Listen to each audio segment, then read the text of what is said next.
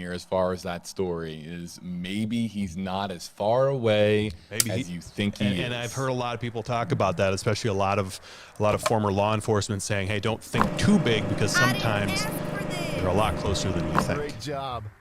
And it could be in the same neighborhood. It could be in the same reserve. It could be.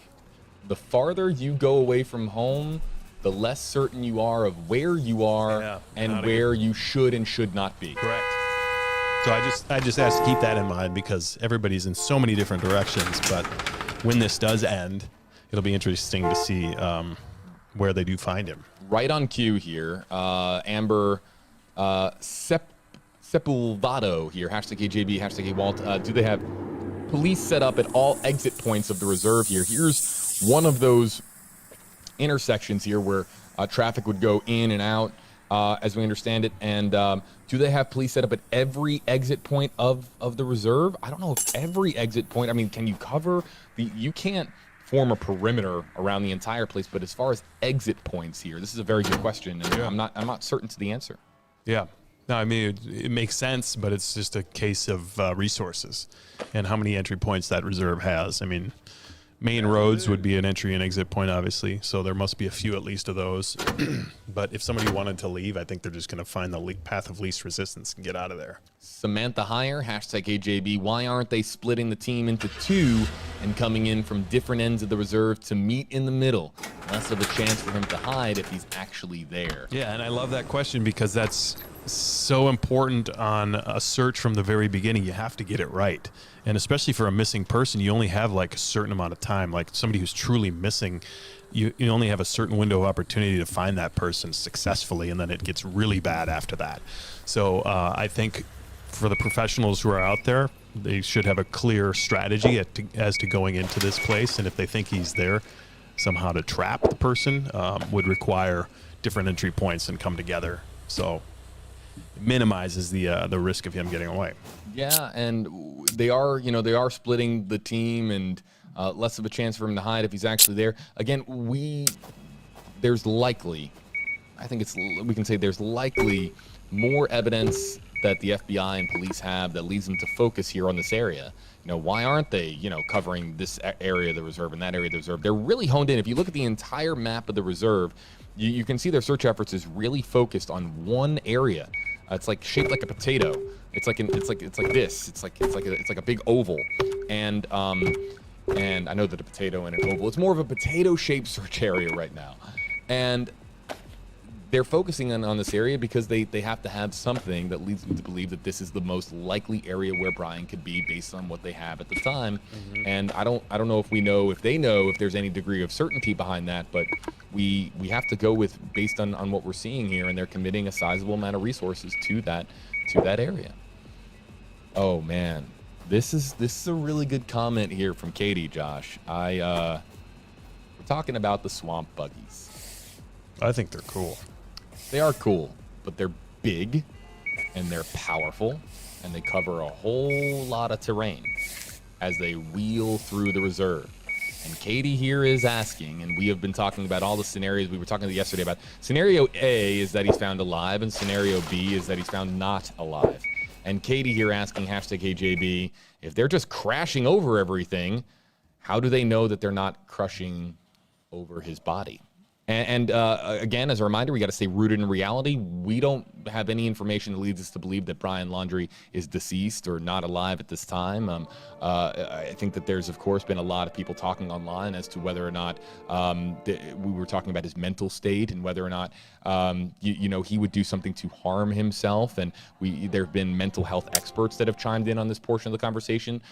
Whether the weight of knowing that the entire world is aware of Gabby's name and aware of his name, and now, of course, the world knowing what happened to Gabby, and we don't know what he's aware of as far as the current news cycle, but his mental state has been a subject of conversation on this stream and on other news outlets, and if he is in fact somebody who is no longer alive, and if he did come here for a purpose to do something like this, to what Katie's talking about here. I don't know how to answer this question, Josh, but I would imagine that search crews are really looking directly, keeping their head on a swivel, but also looking directly in front of them to make sure that they're not running over something that they shouldn't. Right. And I think that's more of an issue on the trail and near the actual paths like that you're seeing right now, out in the open and out. The probability of that happening is very small, but I mean, it's a legit question. It is. What are your options? I mean, you have to get in there to at least try to visually see something. The swamp buggies are huge. Or the dogs have to smell something. Right.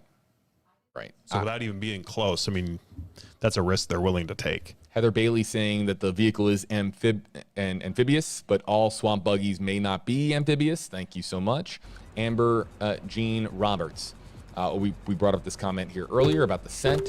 How about this one from Donna Marie Brandt here, catching up on some. Now we're getting to new comments, brand new comments. So, folks, this is kind of a last call, if you will. Not a last call, but a mass last call here for your hashtag HeyJB, hashtag HeyJosh comments here. File them in there in Facebook and Twitter and YouTube. Use those hashtags and we can animate your comment on screen. If you don't want us to animate your comment on screen, just don't use the hashtag. And can you let get into your comment go by. X-Files from there? I can. Because we just got the video from Northport if you want to play that. Let's do that. Well, we can answer this question. Hey, JB, have they come across any other hikers, campers while searching? That's a good question. Not that I have heard. Have you? I'm sorry. Any campers, have they mentioned they've come across anybody? They did mention that there was a death a mile away that wasn't related. That's the only thing I've heard of. I've only heard of the one death, a self-inflicted death that they confirmed very quickly that was not Brian Laundrie, and that was something that they discovered here as they were combing through the Carlton Reserve here. Right. Yeah, I think that the video is being loaded right now. New video of the search efforts here. So as we're calling for our last commenters here to join us with comments and questions, we'll play back this video here in just a moment. And then what we'll do, okay, let's bring in the video now. Yeah, and then 3 minutes, 3-minute video. Yeah, let's we're gonna play back the video, and while we play it back, we're gonna listen in and watch for more of your hashtag HeyJB, hashtag HeyJosh comments here. I'm just waiting for it to load. Progress bar going across the screen here, waiting. Well, in the meantime, I think what I can try to do stall. It's awkward. is I can bring in this video. We're going to see a lot of this video here in just a second, but we're going to bring in the Thursday search video here now. Loading. We do it all here, folks. It's a lot of multitasking, but we do it all. Okay, here we go. Loading this now in the center of your screen, and here it is. This is now today's search. See if we can bring up some of the audio here. Oh, there's no audio underneath this, but we're going to have audio here in a moment. So you're looking here at more drones that are in the sky, and looking here at the search area here, and looking here at several of the vehicles and several of the search teams that have been working tirelessly. All right, we're done. There's the swamp buggy, and just you see how large they are here. Okay, we need to go fix that. Here you see them moving along a power line. This allows them to get deeper and deeper into the Carlton Reserve here. Okay, so this is what it's like being on it. Bumpy ride. There's a ride at Disney World that feels just like this as far as this movement. This movement right here. And that's what it feels like, clearly, based on this video here. And just, I don't know. yeah, wow, look at them just bumping over. Is there a dog on there? I was trying to see earlier if they had the dog. Maybe we'll see it. Yep, see how they're But it does give you a really heads up view of your surroundings. It's so tall. Yep. That is pretty cool. But boy, is that bumpy. You're going to have whiplash all day after riding for a couple hours. You need the chiropractor. You need a massage therapist. Man, and look at again, it's just how dense it is. This is from Northport Police short time ago when we have the interview here loaded up. And think of the wildlife out there too. You scare each other when you're out there. Snake is out there, you don't know where you're walking, you got to be really careful. A lot of commenters joining us here. Everybody on WFLA now. YouTube's the hardest because the comments scroll through so quickly. Let's see here. There's a drone. Yeah, there you go. Drone in the sky. Look at that. This is new. Brand new video. That's great. And back to the beginning of the video now, and we'll let it play out here again for those of you just joining us here. This has been a big question from Katie. Katie, I won't butcher your last name, Katie. I'm just going to say Katie, hashtag HJB, hashtag Hey Josh. Did the cops... What's that now? Gallegos. Gallegos. I think that's right. I think you're spot on. Hashtag HJB, hashtag Hey Josh. Did the cops actually have eyes on him at home? We know the vehicle came into Florida, but did they actually physically see him? It's been a big question. Yeah. And we just know from the Thursday press conference from Chief Todd Garrison, Chief of Police, Northport Police. We knew where he was. We know where he is. And the interview with the neighbors that everybody's talking about that we saw earlier claimed that they saw him with his mom riding bikes, mowing the grass, and they went on a camping trip. I'm assuming you've talked about that a lot today. Yeah, we have. And there's just been, a lot of talk about that camper and about the 3-day trip with the camper. And it is based on what the information that we have here and what we have been following here in the story. It is believed that Brian returned home with the van, but then we don't know what happened to Brian once the van was returned here to Northport. We'll bring... pretty much what I asked for. This is a great question here, too, from Jonathan Ritter here in the Facebook Live comment section. We've been talking about all the different treacherous obstacles that you could encounter while out here. And Jonathan Ritter, hashtag AJB, if he was ever there, what's to say an animal or a reptile didn't find him first? And we've been talking about now gators, snakes, panthers. That's why dogs are good. Because if there's any, scent, they're going to pick up on it. And panther attacks are rare. Coyote attacks are rare here in Florida. Gator attacks, of course, we talk about on the news more than you wish we did. There's a lot of stuff that could kill you in Florida, though. Oh my God. There is. No doubt. No doubt A about lot it. of wildlife that I don't ever want to come into contact with. No, I don't mind not being out in areas like this in the vast wilderness because you just don't know what is in that dense, vast wilderness here. It would be interesting to find out, though, how much ground they have covered. I hope they put that in one of their updates, just because I keep thinking of the comment about tomorrow that it's to be determined if they're going to continue the search. So it would be nice to try to get you guys an update on how much has been covered, how much ground. Tony Zito, hashtag AJB, are there a lot of gators in that area? I would assume so, and the answer is yes, a lot of gators. And here's the thing, especially earlier in the week, probably less so now, we had all that rainfall earlier in the week. It was way more swampy, and the waterways had swelled in Carlton Reserve, and there's more accessibility for a gator. Not to say that the gator can't get out of the water. Of course, gator can get out of the water, but it's just more likely that they are going to. More likely that gators, they have a larger area to swim when there's a tremendous amount of rainfall in some of the areas that are very, very swampy here. The water, the vast areas of just sparse water that's out here in Carlton Reserve. So look at it. That's what I'm talking about right there. So it's there's a lot of gators in the area, and it's definitely part of the obstacle, obstacle list that we've been talking about here. Take some more here. We're wrapping up here, everybody. Just the last few questions and comments we're going to get to here. And there have been hundreds, thousands of your hashtag comments here. We cannot get to them all. We always ask that you join us on future WFLA Now live streams, and we try to get to as many as we can. I look for new names. I don't ever want to repeat somebody because we know that we have so many comments that we've missed from original commenters. But it can be extremely difficult to get to a lot of these comments and questions that are coming in. A lot of people are talking about the parents today too. I know on my Twitter feed, a lot of people are asking questions about, where did they go this morning? They were gone for quite a while.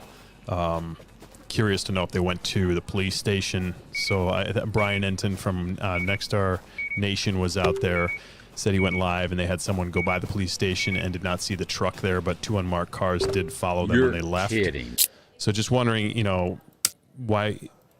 Obviously, in your hold up in your house, you probably want to get out, but I don't know how badly they want to get out with the media standing right outside their doorway, essentially, or their yard. But it's interesting to know they were gone for a little bit today, and where did they go? Let's take this one here from Terry Andrew, hashtag AJB. Is there going to be any live updates to let us know what's going on? We're live here to tell you that there isn't much to update you on, quite frankly, Terry. And if there is an update to share, we just, what was it, 30 minutes ago, not even, that we were live with the Joshua Taylor update, and that is an update, you know, talking about how Friday's plan is still uncertain at this time, and there's 75 personnel, 16 different agencies, 4 swamp buggies out there right now. So that is the update. And there's not many other updates to report here at this time. I do want to mention, since we were talking about News Nation, Nexstar is our parent company. They will be doing a special tonight at 9 o'clock.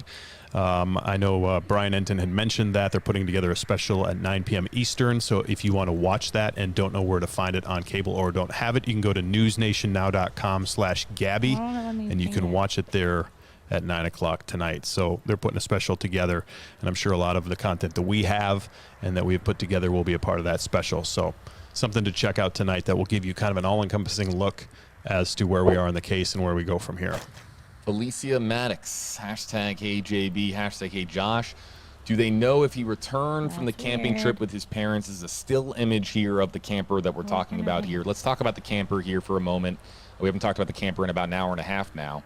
That's how long we've been live on stream here. The camper was part of a Fox News interview last night, and again, the Guthries, a family that lives on the same block, really right there with the Laundry family, said that Brian had returned home.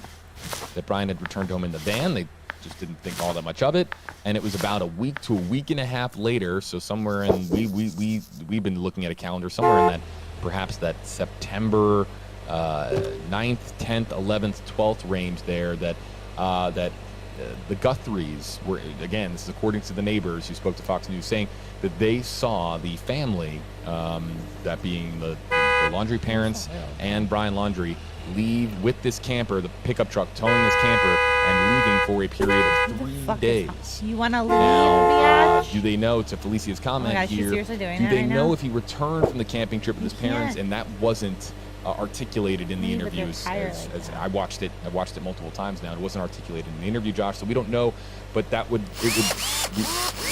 have gone and Brian came back, but I think that a lot of people feel, and again, this is people just reading between the lines here, there are a lot of people that feel that they went on this trip with this camper, that 3 left and 2 came back. You know what's interesting too about that I've learned is that we have a reporter out there who actually went, Brian from Nexstar Nation, News Nation, went there and talked to those neighbors prior to the interview